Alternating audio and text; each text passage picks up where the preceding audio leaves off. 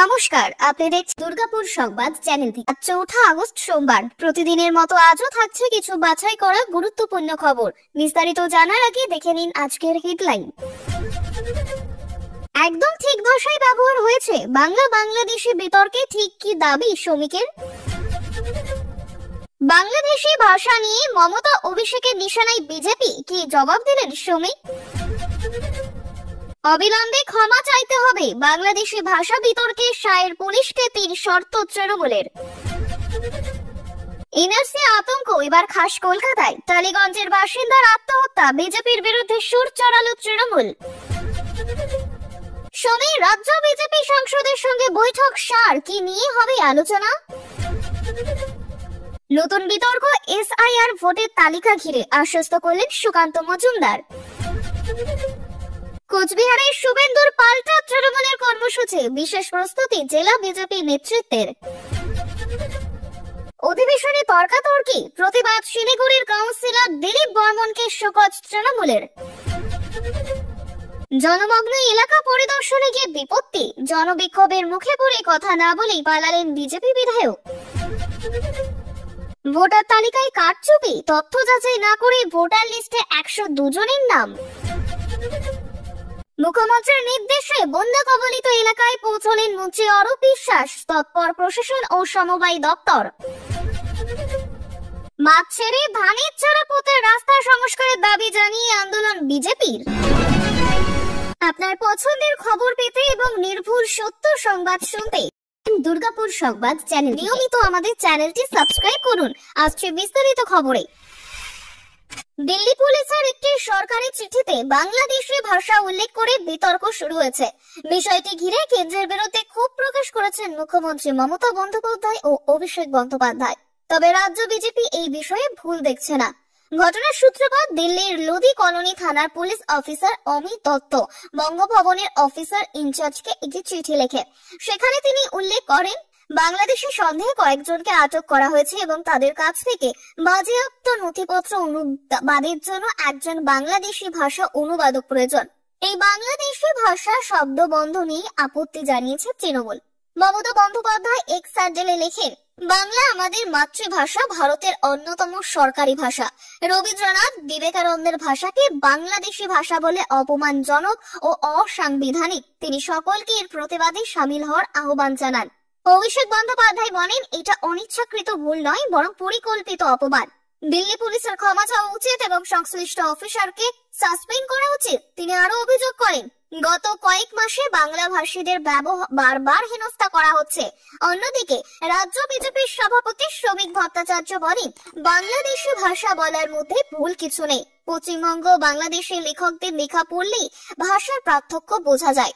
বাংলা বলেই ভারতীয় নাগরিক বলা যাবে না। এই মন্তব্য ঘিরে রাজনৈতিক মহলে ভাষা সংবেদনশীলতা ও নাগরিকত্ব বিতর্ক নতুন করে সামনে এসেছে।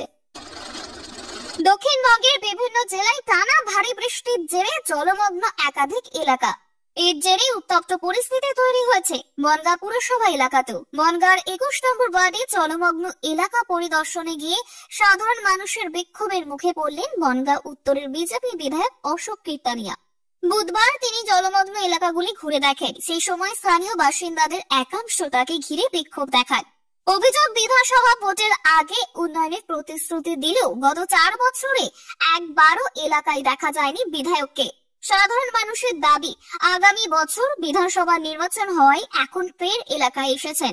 বিধায়ক প্রথমে ক্ষুব্ধ বাসিন্দাদের শান্ত করে কথা বলার চেষ্টা করেন, কিন্তু উত্তেজনা কমেনি। পরিস্থিতি ঘোলাটে হয়ে ওঠার কোনো উত্তর না দিয়েও তিনি এলাকা ছেড়ে চলে যান বলে অভিযোগ স্থানীয়দের। ঘটনাকে কেন্দ্র করে এলাকায় সাময়িক উত্তেজনা ছড়ায়। এই ঘটনার পর বিজেপি বিধায়ক অশোক কীর্তনিয়া অভিযোগ করে, মানুষের পাশে দাঁড়াতে গেলে তৃণমূল কংগ্রেস ইচ্ছাকৃতভাবে বাধা তৈরি করছে।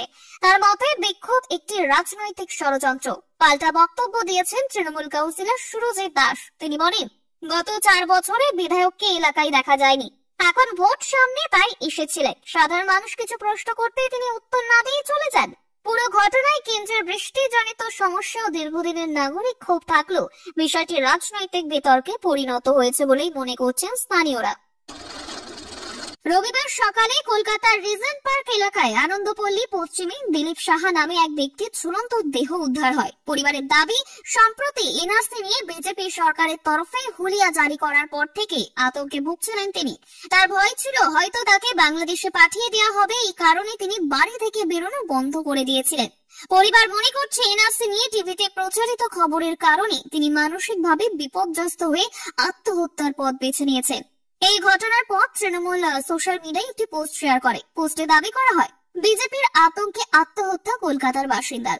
বিজেপি দেশ জুড়ে বাঙালির উপর আক্রমণ করছে, বৈধ নথি থাকা সত্ত্বেও এনআরসি নোটিশ পাঠাচ্ছে এবং পরিযায়ী শ্রমিকদের বাংলাদেশে পাঠাচ্ছে।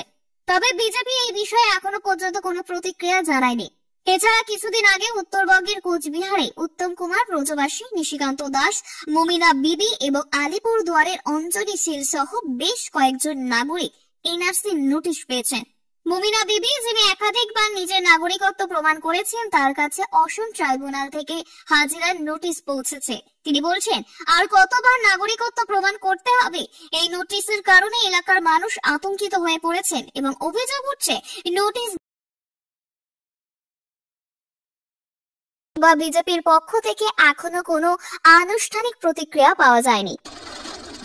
দিল্লি পুলিশের একটি চিঠিতে বাংলা ভাষাকে বাংলাদেশি ভাষা বলে উল্লেখ করায় কেন্দ্রের বিরুদ্ধে কড়া প্রতিক্রিয়া জানালো তৃণমূল কংগ্রেস।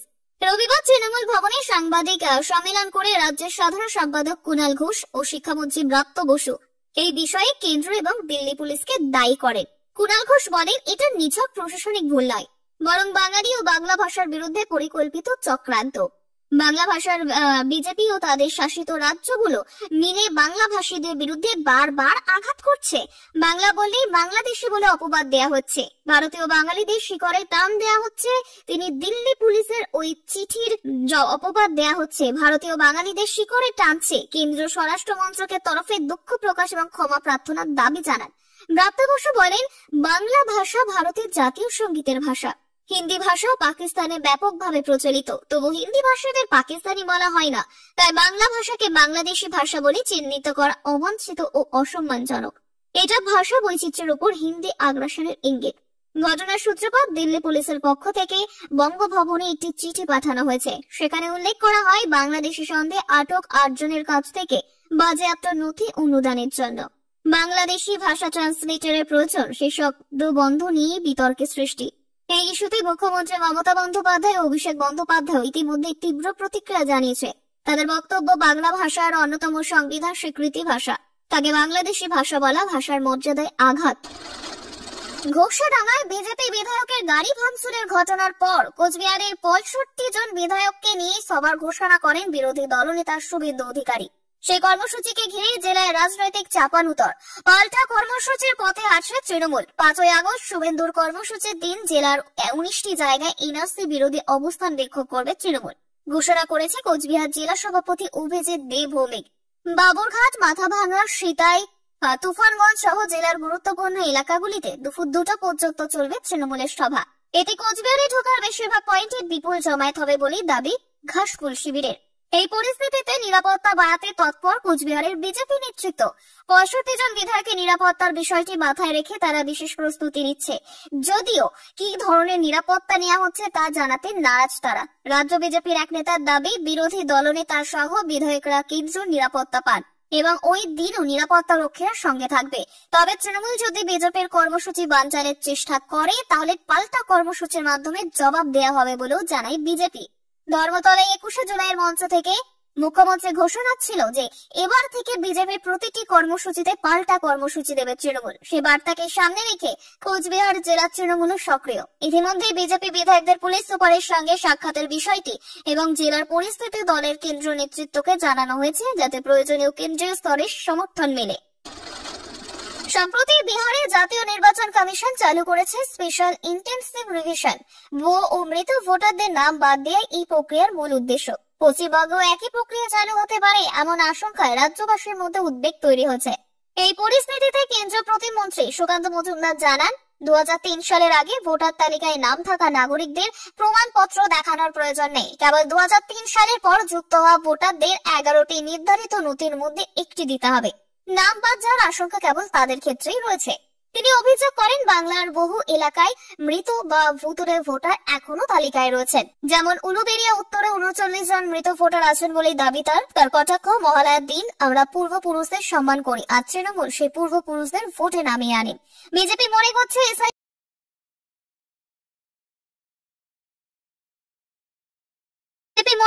এসআইআর প্রকৃত ভোটারদের সুরক্ষার জন্য জরুরি। অন্যদিকে তৃণমূল বলছে প্রকল্পটি রাজনৈতিক উদ্দেশ্য প্রণোদিত। রাজ্য সরকারের একাংশের মতে এর মাধ্যমেই রাজ্যের ভোটার সংখ্যা কমাতে চাইছে কেন্দ্র। যদি এখন নির্বাচন কমিশনের পক্ষ থেকে পশ্চিমবঙ্গে এসআইআর চালুর ঘোষণা হয়নি, ভোটার হিসেবে টিকে থাকতে প্রয়োজন হবে বৈধ নথি, যেমন Aadhaar, passport, driving licence, ration card, PAN card, বিদ্যুৎ বা গ্যাস বিল, জন্ম শংসাপত্র, ব্যাংক স্টেটমেন্ট, এনপিআর ডেটা বা সরকারি চাকরির পরিচয়পত্র। রাজনৈতিক মহল মনে করছে নির্বাচন যত এগোবে এই ইস্যু রাজনীতির কেন্দ্রে গড়ে উঠে আসবে। বৈধ বনাম ভুয়ো ভোটারের লড়াই নিয়ে জমবে রাজনৈতিক ময়দান। সংসদের বাদল অধিবেশনে একাধিক ইস্যুতে কেন্দ্র ও রাজ্যের মধ্যে উত্তপ্ত রাজনৈতিক পরিস্থিতির মধ্যেই এবার একদিনই পৃথক রণকৌশল বৈঠকে বসছে তৃণমূল বিজেপি। সোমবার তৃণমূল সাংসদের সঙ্গে ভার্চুয়াল বৈঠক করবেন দলনেত্রী মমতা বন্দ্যোপাধ্যায়। একই দিনই দিল্লিতে বাংলায় বিজেপি সাংসদের সঙ্গে বৈঠক করবেন অমিত শাহ। এ বিষয়ে রবিবার সাংবাদিক বৈঠকে রাজ্য বিজেপির সভাপতি শ্রমিক ভট্টাচার্য জানান, সাংগঠনিক কিছু বিষয়ে আলোচনা হবে শাহর সঙ্গে। যদিও পশ্চিমবঙ্গে এনআরসি, বিহারের বিশেষ ভোটার তালিকা সংশোধন এবং ভিন রাজ্যে বাংলা ভাষীদের হেনস্থার অভিযোগে রাজ্য তৃণমূল যেভাবে সরব, তাতে রাজনৈতিক মহলের মতে এই বৈঠক নিছক সাংগঠনিক নয়। তিলোত্তমা হত্যা ইস্যুতে বিজেপির তৎপরতা আরো স্পষ্ট হচ্ছে। শনিবার দিল্লিতে নিহত কিশোরের বাবা মা বিজেপি নেতাদের সঙ্গে দেখা করে কিছু নথি জমা দিয়েছে। শ্রমিক জানান, আমরা নির্দিষ্ট জায়গায় সেগুলি জমা দেব, সার হাতে সরাসরি দেয়া হবে কিনা তা এখনো বলা যাচ্ছে না। এছাড়াও 9 আগস্ট নিরপেক্ষ প্রতিবাদ মিছিলে বিজেপির অংশগ্রহণ প্রসঙ্গে শ্রমিক বলেন, তিলোত্তমার বাবা মা আমাদের আমন্ত্রণ জানিয়েছেন, আমরা পতাকা ছাড়াই থাকবো। আন্দোলনকে হাইজ্যাক করা নয়, পাশে থাকা আমাদের দায়িত্ব। কেউ সমস্যা জানালে কর্মীরা পিছনে থাকবেন, তবে থাকবেন। তৃণমূলের পক্ষ ওই দিন বিক্ষোভ বা নতুন কর্মসূচি আসতে পারে বলে রাজনৈতিক মহল মনে করছে। ফলে আগামী সপ্তাহের শুরু থেকেই সংসদে ও রাজ্যের নতুন করে রাজনৈতিক উত্তেজনার সম্ভাবনা প্রবল। অধিবেশন চলাকালীন মেয়র ও চেয়ারম্যানের সঙ্গে তর্কে জড়ানো এবং পরবর্তীতে রাস্তা অবরোধ করায় শিলিগুড়ি পুর নিগমের 46 নম্বর ওয়ার্ডের কাউন্সিলর ও মেয়র পরিষদ দিলীপ বর্মনকে শোকজ করল তৃণমূল কংগ্রেস। দলীয় শৃঙ্খলা ভঙ্গের অভিযোগে তৃণমূলের রাজ্য সভাপতি সুব্রত বক্সী তাকে 3 দিনের মধ্যে জবাব দিতে বলেছেন। ঘটনার সূত্রপাত 30 জুলাই পুর নিগমের মাসিক বোর্ড মিটিং এ। চেয়ারম্যানের প্রতুল চক্রবর্তীর বক্তব্য চলাকালীন হঠাৎই উঠে দাঁড়িয়ে নিজের ওয়ার্ডের বেআইনি নির্মাণ, আবর্জনা অপসারণের গাফিলতি সহ একাধিক সমস্যা তুলে ধরেন দিলীপ বর্মন। তার অভিযোগ, বহুবার জানানো সত্ত্বেও পুর নিগম ব্যবস্থা নেয়নি। চেয়ারম্যান জানান, কাজ যথাযথভাবে হচ্ছে, এই দাবি নিয়ে শুরু হয় বিতর্ক। মেয়র ও ডেপুটি মেয়রের সঙ্গে বচসা চরমে ওঠে এবং তাকে অধিবেশন থেকে বেরিয়ে যেতে বলা হয়। পরদিন দিলীপ বর্মন প্রতিবাদে রাস্তা অবরোধ করেন এবং বলেন, রাজবংশী বলে অপমানিত হলাম। একই সঙ্গে তিনি বলেন, দল ও প্রশাসনের কাছে বহুবার চিঠি দিলেও উত্তর মেলেনি। প্রকাশ্যে তিনি মেয়র ও দলের ভূমিকা নিয়ে প্রশ্ন তোলেন। এই ঘটনাকে ঘিরেই গঠিত কোর কমিটির সদস্যদের রিপোর্টে ভিত্তিতে তাকে শোকজ করে দল।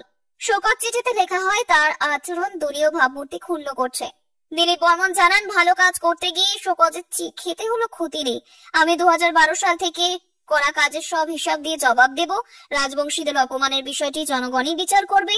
মেয়র গৌতম দেব বলেন, এটি দলের সিদ্ধান্ত, অভিযোগ ভিত্তিহীন। রাজ্য সরকার বরাবর রাজবংশীদের সম্মান দিয়েছে। টানা বৃষ্টিতে পূর্ব বর্ধমানের আদমপুর ও রায়না 2 ব্লকের বহু এলাকা জলমগ্ন হয়ে পড়েছে।